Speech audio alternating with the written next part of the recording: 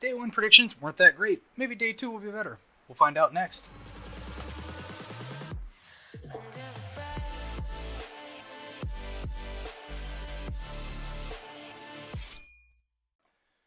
So last night's slate we had 4 games. In my predictions I was 1-3.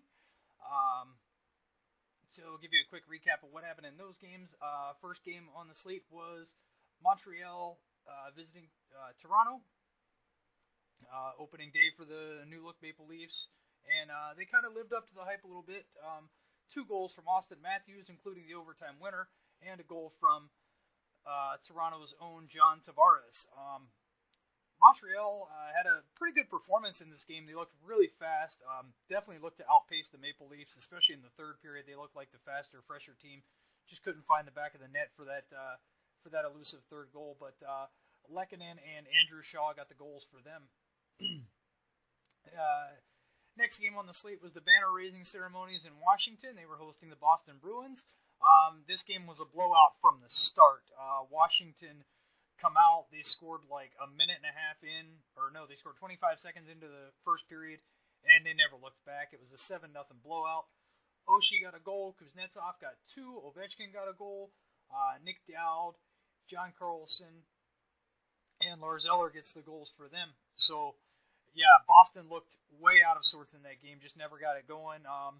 They finally got emotionally invested in the game when Lars Eller scored the 7th goal and Brad Marchand jumped him like a goon. It was ridiculous, but that's kind of what you get with Brad Marchand. So, third game of the night was the Calgary Flames visiting the Vancouver Canucks. This game did not go in any way as how I expected it to go. I expected Calgary to be the faster team, the more offensively gifted team. It just didn't go that way at all. Vancouver jumped on them early. Elias Pettersson getting his first goal. Look for that rookie to be on the score sheet a lot this year.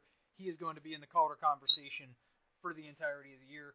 And then in the third period, goal of Odin and Leipzig and Vertanen and Mott got goals for Vancouver. And Kachuk and Monahan got goals for Calgary in the third period. But this game was kind of all Vancouver pretty much most of the way through. Markstrom gets the win, and Mike Smith takes the loss in that one. I think the Flames are going to need a little bit more from Mike Smith if they want to compete for one of those back half Western Conference playoff spots. Final game of the night, California battle, Anaheim Ducks visiting the San Jose Sharks. Bringing out Erik Karlsson, all the excitement in San Jose, and Anaheim just squashed all that. Comtois, rookie, getting his first goal for Anaheim just 49 seconds into the game. Really good look for him. Raquel, Montour, Henrique, and Rowney finished the goal scoring for Anaheim. For San Jose, it was Evander Kane. Phenomenal individual effort on this goal. And then second period was Tomas Hertel. And this was a highlight reel goal. If you haven't seen it, go find it on YouTube. Check it out on the NHL highlights. That was an amazing goal as well. The Sharks way outshot the Ducks in this game. Anaheim only had 15 shots on goal. 5 of them end up in the back of the net. It's kind of what you expect from Martin Jones. It's either Dr. Jekyll or Mr. Hyde. Tonight it was Mr. Hyde's turn. So they're going to need more from him if they expect to be the elite powerhouse in the Western Conference that most have projected them to be. Let's go ahead and take a look at tonight's slate. Boston Bruins get right back at it tonight against the Buffalo Sabres. Back-to-back road games for them. And they are going to need a lot more, especially from their top line. Haven't heard anything or saw anything on Twitter where Marchand is expecting any discipline. I will be asleep the rest of the day, so I won't be able to follow up on that for you. Buffalo Sabres, they just pinned the C on Jack Eichel yesterday. So excited for that. Excited to see what he brings as their new captain. This is going to be an exciting Buffalo Sabres team. This is not your father's Buffalo Sabres team. This is a new Buffalo Sabres, and I look for them to be very competitive. And I'm going to take the Sabres in this one. Give me them in a 3-2 game. Washington Capitals, Pittsburgh Penguins in the second game on the slate tonight. Washington, obviously coming off of that big 7-0 drubbing of Boston. You expect them to try and carry some of that momentum over to tonight. Probably be starting their backup goaltender tonight. Pittsburgh, first game of the season for them. Expect a lot of energy, especially from their home crowd. Give me Pittsburgh in this one. I'll take 3-1. Islanders and Hurricanes, first game of the Pulse Tavares era for New York. Carolina Hurricanes, looks like it's going to be Peter Mrazek carrying the net for them for a little while. Excited to see Alex Svechnikov open the season for the Hurricanes. Nekis as well for them. A lot of young talent on Carolina's team.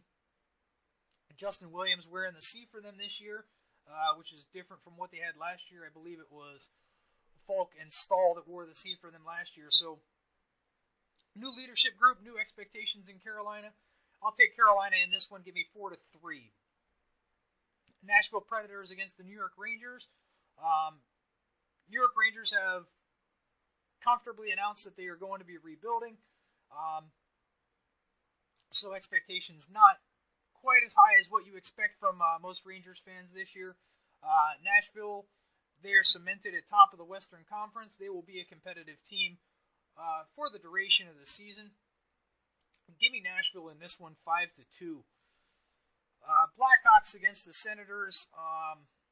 This is going to be an empty stadium for Ottawa, I suspect. It's opening night, so there's going to be a bit of a crowd there. Chicago, I don't know what this team is yet. I haven't decided what this team is. I think they're only going to be as good as Corey Crawford's health allows them to be. When he's healthy, he's one of the top 5 goaltenders in the NHL. But without him, they haven't solved that problem yet behind him. They got Cam Ward to back him up this year, so maybe a little bit more of a comfort spot for them this year as far as backup goaltending goes. Ottawa, outside of Ottawa fans, I don't think most casual NHL fans can name 5 people on the Ottawa Senators team. So,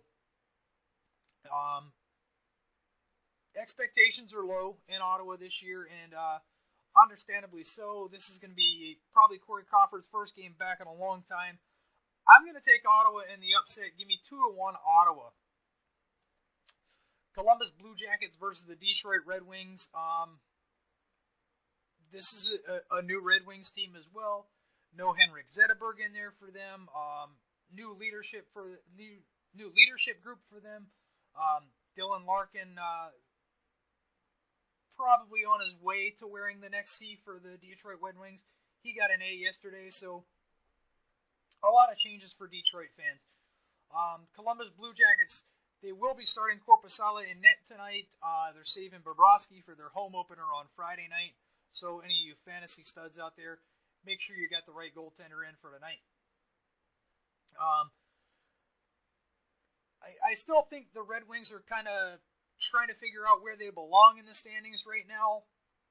For me, I got them probably in that 5, 6, 7 range in the Atlantic Division. I'm going to take Columbus in this one. Even without Seth Jones, I still think Werenski coming back healthy. They'll get good enough goaltending from Korpisalo. I'll take 3-1 Columbus in this one. Next game is the Winnipeg Jets versus the St. Louis Blues. This one is going to be a dogfight for the Central Division crown. These are 2 of the favorites to win this division.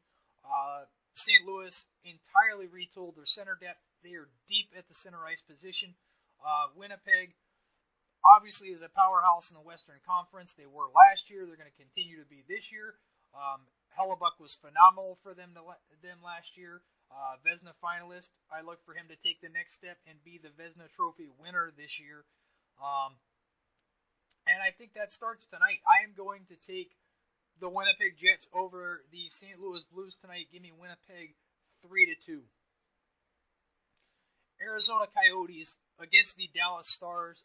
This is going to be another dogfight for one of those final playoff positions. Arizona gave Ekman Larson the C. Hjalmarsson gets the A for them tonight. They got a healthy Antti Ranta. New look Dallas Stars, too, as far as behind the bench. They bring in Jim Montgomery to take over for Ken Hitchcock. So kind of a new system in place. Younger, more energetic type coach coming from the college ranks to the NHL. That's the kind of progression that I like to see from my head coaches as well. So I like this move. For me, I like Arizona tonight. Give me Galchenyuk with 2 goals tonight, and Arizona wins this one 4-1 over Dallas. Next game on our slate is the Minnesota Wild against the Colorado Avalanche. This one was one of those battles for positioning in the playoffs last year. Probably going to have a huge effect on the playoff battle again this year. Colorado shocked everybody. They went from last to the playoffs. Maybe they're still in that conversation. I'm not sure.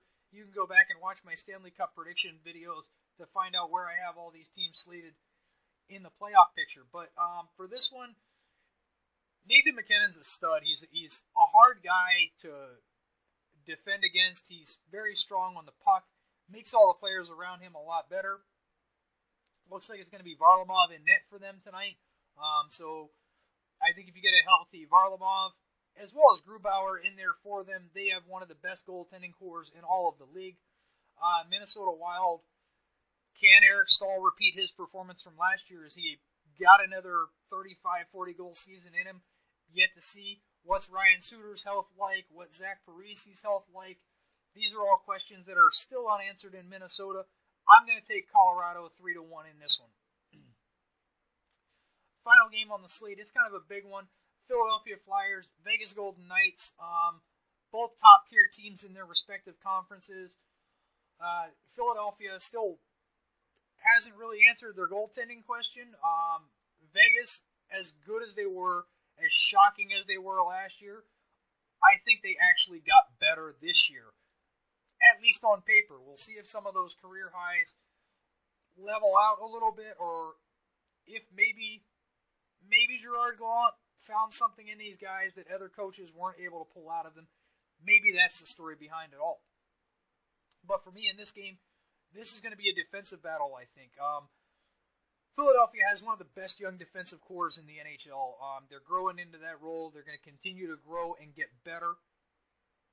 I like Philly's defense a lot. I think they're going to lighten the load on whoever the goaltender might be. And we'll see how that goes moving forward. We'll see how long until Philadelphia finally pulls the pin and throws Carter Hart in there. But for now, they got a couple of veterans in there. They just claimed Calvin Pickard from Toronto, so I suppose he'll probably be the backup goaltender for them tonight. I haven't seen who they have starting for tonight. That's something I'll have to investigate and look further into. But for me, I like Vegas at home.